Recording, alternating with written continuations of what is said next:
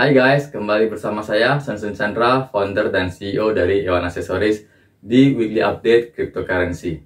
Jika Anda membeli Bitcoin pada tahun 2013 sebesar 1000 US dollar, maka pada November 2021 tahun kemarin Anda sudah memiliki kekayaan 6 juta US dollar. Karena pada tahun 2013 Bitcoin masih seharga 11 US dollar dan pada tahun 2021 November tahun lalu Bitcoin sempat hit di 68.000 harga tertingginya. Nah, pertanyaannya adalah, apakah kita bisa mengulangi opportunity atau peluang emas seperti itu? Kita akan bahas di video kali ini, oke? Bulan ini adalah bulan bearish, di mana cryptocurrency dan saham sedang mengalami penurunan. Para ahli memprediksikan bahwa Bitcoin dapat turun hingga ke level di bawah 10.000 US dollar. Dan tentunya, sebagai godfather-nya crypto, Bitcoin juga akan membawa ikut serta altcoin lainnya turun bersamanya, yang membedakan hanya kecepatan penurunan. Jadi, menjadi investor atau trader yang selektif ketat, dan memiliki kesabaran yang tinggi adalah cara paling aman untuk kita menang dari bearish market ini. Dengan memilih koin-koin major atau koin utama dan mengurangi exposure atau mengurangi pembelian altcoin atau koin kecil yang tidak jelas utilitasnya, yang tidak memiliki project bagus, merupakan langkah awal kita untuk menang dari market bearish ini. Karena seperti Anda tahu, kripto sekarang ini masih baby, belum matang.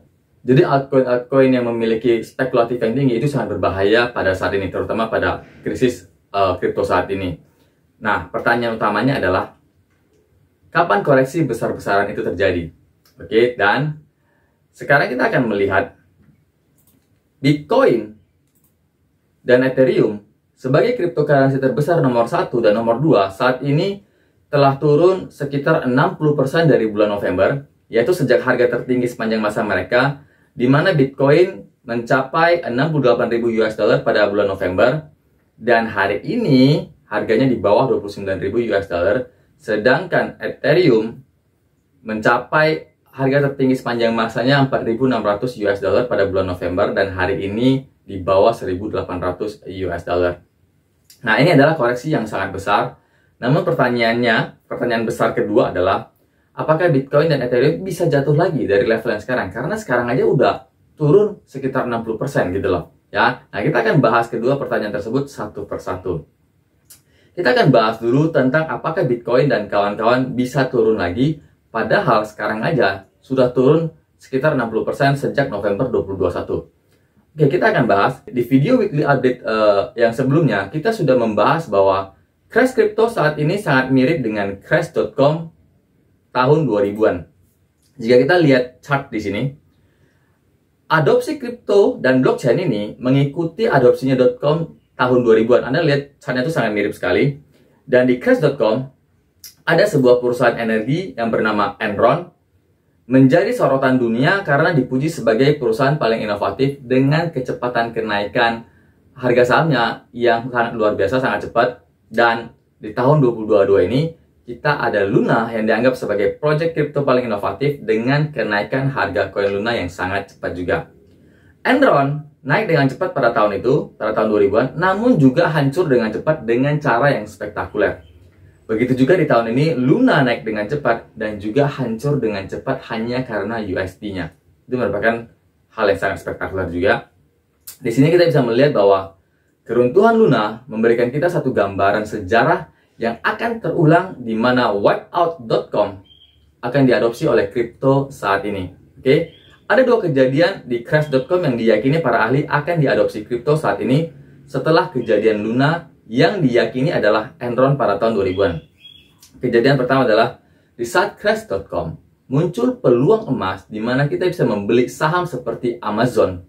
Itu hanya seharga 5 US dollar. Oke, dan sekarang harganya itu sudah di atas 2.200 US dollar. Kemudian kejadian kedua adalah 90% perusahaan .com saat itu runtuh atau wipe out karena menggunakan internet dengan salah. Nah, jadi dari dua kejadian ini, para ahli menilai bahwa 90% kripto akan wipe out juga karena salah menggunakan jaringan blockchain.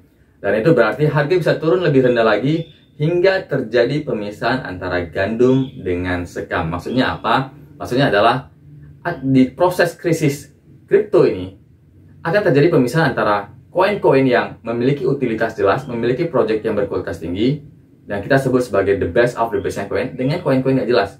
Di situ akan terjadi pemisahan. Saat ini akan terjadi pemisahan karena memang kalau kita lihat konsolidasi saat ini terjadi di koin-koin besar, koin-koin yang memiliki utilitas jelas. Oke. Jadi 90% altcoin lainnya itu akan hancur, akan wipe out. Karena kalau Anda melihat sekarang ini sudah ada lebih dari 10.000 koin, ya. Dan 90%-nya itu akan wipe out. Dan mungkin bisa lebih. Oke. Nah, kita akan lihat itu berarti penurunan bisa mencapai 20-30% lagi. Oke, nah kita akan lihat pertimbangan lainnya. Di saat ini kripto terus turun karena diakibatkan the Fed terus meningkatkan suku bunga obligasi untuk memerangi inflasi. Ditambah ekonomi Amerika Serikat yang mengarah ke resesi, perang yang terjadi di Eropa membuat para investor lebih fokus kepada masalah sekarang dan mengabaikan sektor kripto ini. Dan seperti kita lihat sampai saat ini inflasi belum mereda, suku bunga obligasi terus naik, perang di Eropa belum ada tanda-tanda selesai. Hal ini membuat investor lebih memilih kepada aset dengan resiko kecil. Karena Anda harus tahu, saham dan kripto, apalagi kripto yang sekarang ini masih baby, itu memiliki resiko yang sangat tinggi. Oke, jadi seperti Anda lihat, Luna dengan market cap nomor 5 bisa hancur, runtuh. Jadi apapun bisa terjadi di dunia saham dan dunia kripto ini. Oke, makanya nggak heran kalau saat ini investor lebih memilih kepada aset yang beresiko lebih kecil. Oke, seperti emas, obligasi, lahan, apapun itu yang resikonya sangat kecil. Nah, jadi hal ini juga lah yang memicu lebih banyak penjualan di market kripto yang dapat membuat harga kripto sekarang bisa lebih jatuh lebih dalam lagi. Oke. Juga pertimbangan lainnya, jika kita lihat grafik chart Bitcoin, ini merupakan siklus 4 tahunan, di mana di tahun ini koreksi besar-besaran dimulai dari November 2021. Dan 4 tahun lalu, koreksi besar-besaran dimulai pada bulan Desember 2017 hingga Desember 2018. Dan koreksi yang terjadi selama setahun itu sekitar 84%, jadi minus 84%. So, diperkirakan tahun ini, Bitcoin juga akan mengalami penurunan yang sama. Oke, jadi sekarang kita sudah turun sekitar 60%, jadi masih bisa turun lagi sekitar 24% hingga 30%. Nah, jadi jawaban apakah Bitcoin dan kawan-kawan bisa turun lebih dalam lagi?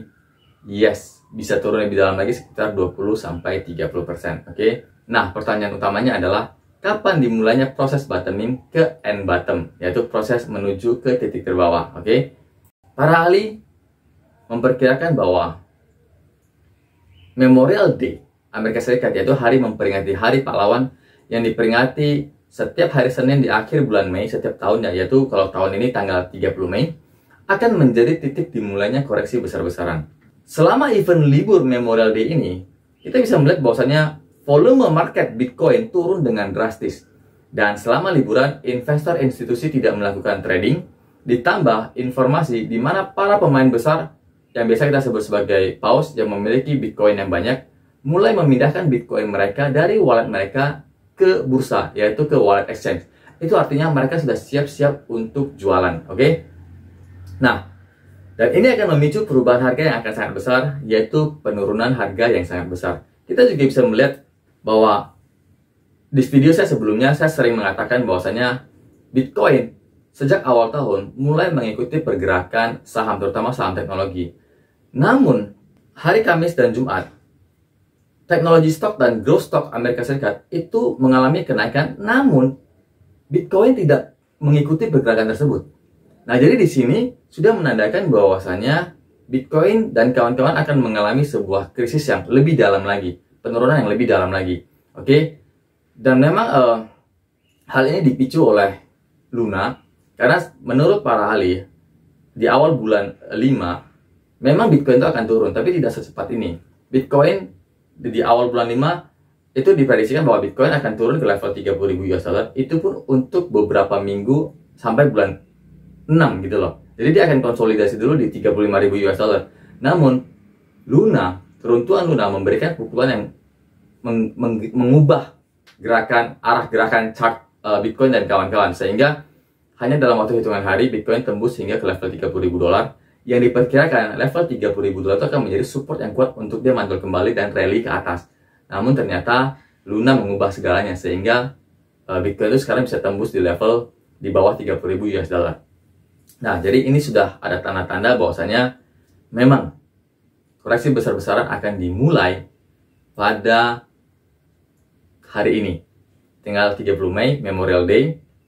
Jadi, apa strategi kita? Nah, kita akan berfokus kepada coin major yang memiliki project jelas, yang sebelumnya saya sudah sharing di video-video sebelumnya, termasuk Bitcoin dan Ethereum. Jadi Anda bisa lihat video saya sebelumnya, saya sudah rekomendasi koin-koin the best of the best coin yang memiliki project-project berkualitas tinggi. Dan Bitcoin akan kita gunakan sebagai barometer kita, oke? Hati-hati terhadap koin kecil yang memiliki utilitas nggak jelas dan spekulatif yang tinggi. Karena diyakinin penurunan kali ini, jika Bitcoin aja bisa turun 20-30%, maka altcoin kecil dengan utilitas nggak jelas akan turun jauh lebih dalam lagi. Wipe out 90% perusahaan internet di saat crash.com akan terjadi di kripto saat ini, oke? Nah, sekarang saya akan sharing kepada Anda strategi beli saya untuk Bitcoin, oke? Jadi seperti tadi di awal kita bahas ya, Bitcoin sebagai barometer. Nah, dimulai dari minggu ini, saya akan mulai memasang jaring atau limit beli di support yang sini dulu, di support 22.000. Kenapa saya memasang 3 jaring? Sebelumnya saya akan bahas dulu kenapa saya memasang 3 jaring. Karena ini semua bersifat prediksi, oke? Yang akan terjadi kemungkinan, ya dalam bentuk kemungkinan, oke? Jadi saya sih percaya akan tembus ke level 22.000 ini, pasti akan tembus. Cuman para ahli juga mengatakan ini hanya prediksi, bisa jadi di level 22.000 ini dia sudah mantul ke atas dan rally ke atas gitu loh. Makanya saya pasang 3 jaring. Strategi saya pasang 3 jaring, di mana saya akan pasang limit buy di 22.123. Tentunya saya tambahin 1,5% karena takutnya belum hit di support ini dia sudah naik, oke? Dan menggunakan money management. Jadi di sini kita lihat ada 3 ya, ada 3 support, ada 3 jaring yang saya akan pasang. Di sini saya akan pasang 20%, di sini saya akan pasang 30%, di sini saya akan pasang 50%. Contoh, kita ingin membeli Bitcoin 5 juta. Maka di sini di level 22.000 saya pasang 20% dulu, sekitar 1 juta. Baru di sini saya akan pasang 30%-nya lagi. Oke, jadi ketika dia menembus support 22.000 menuju ke 16.200, di sini saya sudah pasang 30%. Namun kalau dia tembus lagi 16.200 menuju ke 9.800, di sini saya baru pasang 50%. Oke. Nah, jadi seandainya nih dia tidak turun sampai ke level 10.000, tidak level ke 9.800, apa yang harus kita lakukan? Nah, saya sudah memasang jaring di sini. Misalnya contohnya, dia hanya sampai mencapai 22.123. Di sini saya sudah pasang jaringnya. Mungkin saya dapat di sini karena saya tambah 1,5%. Namun dia sudah mantul ke atas, maka saya sudah pasang lagi di sini 25.900 sebesar 30%-nya. Nah, sisa 50%-nya itu saya biarin dulu sambil melihat market ke arah mana. Nah, seandainya di 22.000 saya dapat, tapi dia tembus lagi ke 16.000, ya kan? Saya kan sudah dapat 30%. Terus dia naik lagi. Di sini dia sudah mantul ke 17.000. Nah, di sini saya akan pasang 50%-nya di level ini. Jadi di sini saya dapat 30%, di 1.600, di 1.759 saya sudah pasang 50%. Nah, kira-kira seperti itu strategi beli saya, oke? Nah, ini yang saya sharing kepada Anda. Anda boleh pakai strategi Anda sendiri. Yang pasti harus pakai money management, dan ingat semua ini bersifat prediksi. Belum tentu dia tuh bisa jatuh ke 10.000 US dollar karena memang para ahli yang saya ikutin mereka mengatakan kemungkinannya kecil ke level 10.000. Tapi kalau di level 22.000 dan 16.000 itu kemungkinannya besar. Oke? Nah, jadi itu aja yang saya bisa sharing pada Anda. Mungkin bagi Anda yang memiliki pertanyaan, udah dari 68.000 turun sampai ke 10.000, apa itu tidak menunjukkan kripto sudah mati? Nah, saya ingin sharing pada Anda bahwasanya kripto dan blockchain itu adalah teknologi masa depan yang pasti akan datang. Karena blockchain ini merupakan teknologi yang bisa mengatasi masalah yang terjadi dengan Web 2.0. Oke, jadi sekarang ini teknologi yang kita pakai itu namanya Web 2.0, yang dimana di sana tuh masih terdapat banyak kelemahan seperti data kita tersimpan di servernya sebuah perusahaan Nah, dengan blockchain tidak ada lagi seperti itu, tidak ada lagi pengumpulan big data seperti itu. Juga transparan, dan jika kita melakukan sebuah transaksi, saya kasih contoh ya. Contoh kita sebagai importir, kita beli barang dari China, oke? Nah, dulu sebelum ada teknologi ini, untuk membayar ke China, kita harus memiliki bank China. Ya, ini sangat ribet sekali untuk bukanya. Kalau tidak, kita harus ke money changer, di mana kita harus membeli kurs yang dengan perbedaan harga ya, beli dengan jual itu beda. Belum lagi transaksinya itu lama. Transaksinya lama, ketemu Jumat, Sabtu, Minggu, itu harus nunggu hari Senin. Juga biaya transaksi itu sangat mahal. Nah, dengan teknologi blockchain dan kripto ini, kita bisa transfer ke supplier kita di China melalui wallet to wallet. Nggak nyampe 2 menit itu sampai. Terus juga biaya cuma $1 menggunakan jaringannya Tron TRC20, oke? Jadi ini adalah sebuah revolusi internet dan juga revolusi bisnis, oke? Yang mempermudah kita dalam menjalankan bisnis kita, mengembangkan bisnis kita hingga mendunia gitu loh. Jadi tidak ada lagi halangan kita untuk bisa ekspor produk kita gitu loh. Oke? Jadi itu aja yang bisa saya sharing kepada Anda. Semoga bermanfaat bagi Anda. Jangan lupa share ke teman-teman Anda supaya mereka juga mendapatkan informasi penting ini. Dan jangan lupa subscribe, like, komen, dan bunyikan lonceng supaya ketika saya upload video baru Anda tidak ketinggalan. Oke? Terima kasih. Salam sukses Indonesiaku.